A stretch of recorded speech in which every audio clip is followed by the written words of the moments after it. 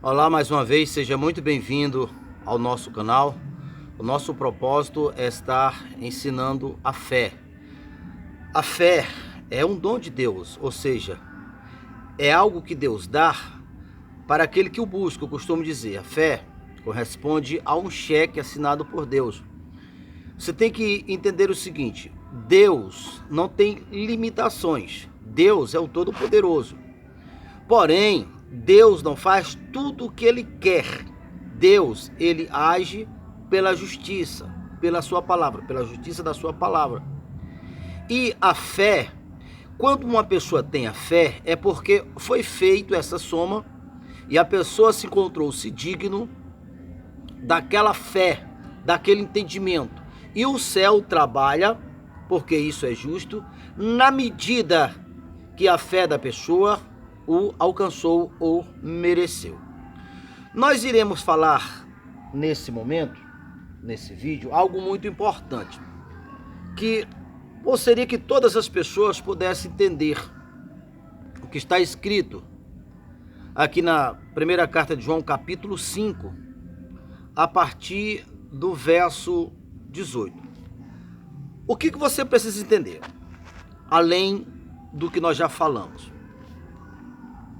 Quando uma pessoa ela se entrega para Deus, que só a partir desse momento que se torna justa essa pessoa ter fé, porque enquanto uma pessoa não se entrega para Deus, não crê em o nome do Senhor Jesus e não assume esse nome, isso significa que ela está com todo o seu histórico de pecado.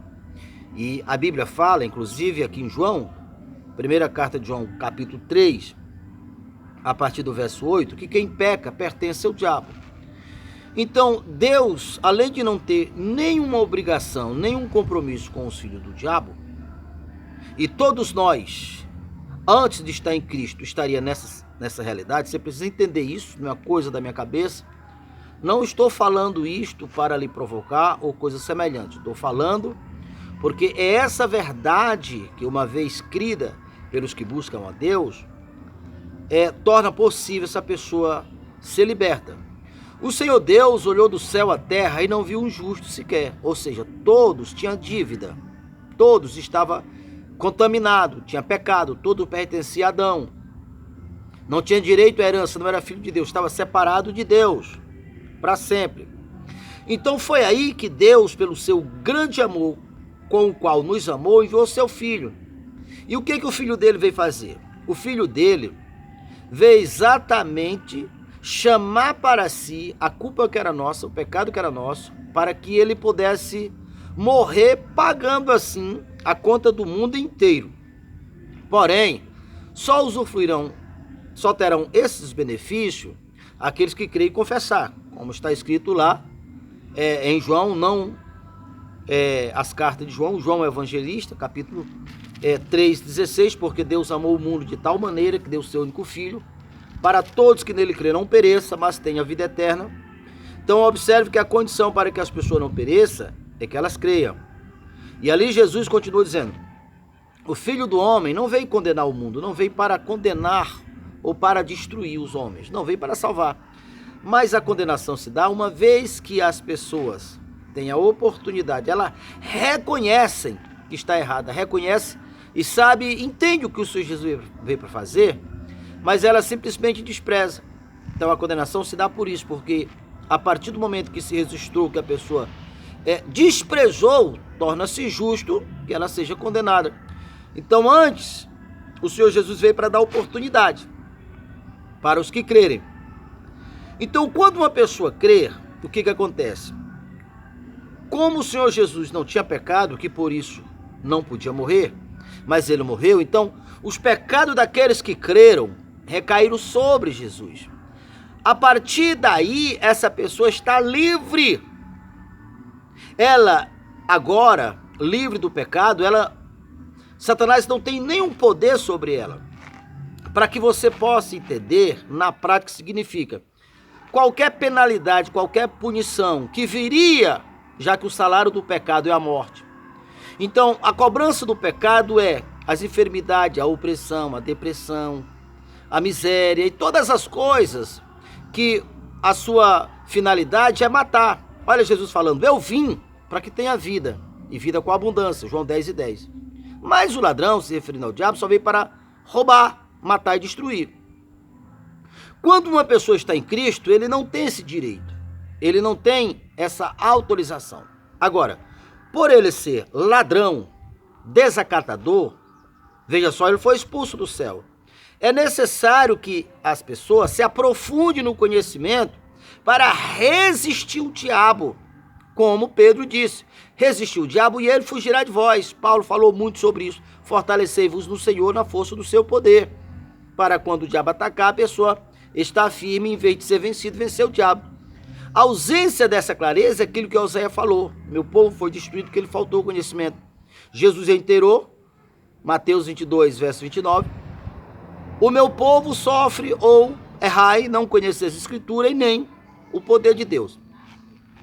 Então, para que você possa entender a importância de conhecer, aqui em João, primeira carta de João, capítulo 5, verso 18. O verso 18. Sabemos que todo aquele que é nascido de Deus não peca. E o que é nascido de Deus, Deus o guarda, e o maligno não pode tocar. Sabemos que somos de Deus e que o mundo está no maligno. O que essa palavra está dizendo? O que você precisa afirmar? Quando nós entregamos as nossas vidas para o Senhor Jesus, que nós confiamos nele, nós não pecamos. Por que nós não pecamos? Nós não pecamos exatamente porque agora nós pertencemos aos seres superior ou superiores ao que nos acusava, que no caso o diabo. Nós somos colocados no rol dos filhos, como sendo a maior ou as maiores das autoridades. Nós não pecamos, não é porque nós somos perfeitos, não é isso que está falando. Se você fosse, digamos assim, se você pecar, isso significa que você continua pertencendo ao diabo. E você é justo que o diabo cobre o pecado com a sua vida, porque o salário do pecado é a morte. Mas pelo fato de você ter confiado a Deus a tua vida, você não existe pecado para os que estão em Cristo. Porque se uma pessoa peca, automaticamente o diabo tem autoridade sobre ela. Então o mal que vem sobre ela é cobrança. Deus não pode agir. Deus não pode intervir. Porque o diabo está fazendo algum dano e tem direitos legais. Mas quando uma pessoa está em Cristo, o diabo ele não peca. Observe que está ligado uma coisa com a outra. Se eu não peco, o maligno não pode tocar. Os que são de Deus não pecam. Por quê? Porque ele pertence a Deus. Ele é filho de Deus. O único poder que irá ter direitos legais de ajudar, de cooperar para o crescimento, é o próprio Deus e a igreja, o corpo de Cristo, que é a igreja. Por isso, que quando uma pessoa crê no Senhor Jesus e toma a Santa Ceia, come a carne e o sangue de Jesus, ele se torna réu do corpo e do sangue de Jesus. Porque agora só a autoridade que pode, tem permissões ou permissão legal de lhe corrigir, é o próprio Deus. Hebreus capítulo 12, porque Deus corrige aos que ele ama. E é a condição para que ele continue aceitando essa pessoa como filha, que a pessoa aceite a correção. Mesma coisa está escrito a respeito aqui mesmo. Se o teu irmão pecar, vai até ele, convença o teu irmão. Caso contrário, o teu irmão não aceite a correção, busca a igreja. Porque uma única pessoa estava apenas dando um conselho, não estava levando ele em juízo. Mas para levar a juízo, se testemunhar do erro do irmão para que o irmão se arrependa, e agora a igreja apresente a reconciliação do irmão, ou a denúncia que ele não se enquadra, coisas desse tipo, só a igreja. Quando você aceita Jesus e se afirma nisso aqui, por si só a sua vida melhora. ainda que você não tenha conhecimento. Exatamente porque você não tem conhecimento, mas o céu é fiel para com a sua palavra. O céu cumpre com a sua palavra. Então, se você quer crescer na fé, não deixe de se inscrever no nosso canal, de compartilhar os nossos vídeos. Todos os dias nós estamos postando vídeo para o teu crescimento. Então, assista outros vídeos do nosso canal e vamos crescer na fé, porque a ausência de clareza, a ausência de conhecimento é que gera dor, é que gera sofrimento. Tá ok? Que Deus em Cristo lhe ilumine em nome de Jesus.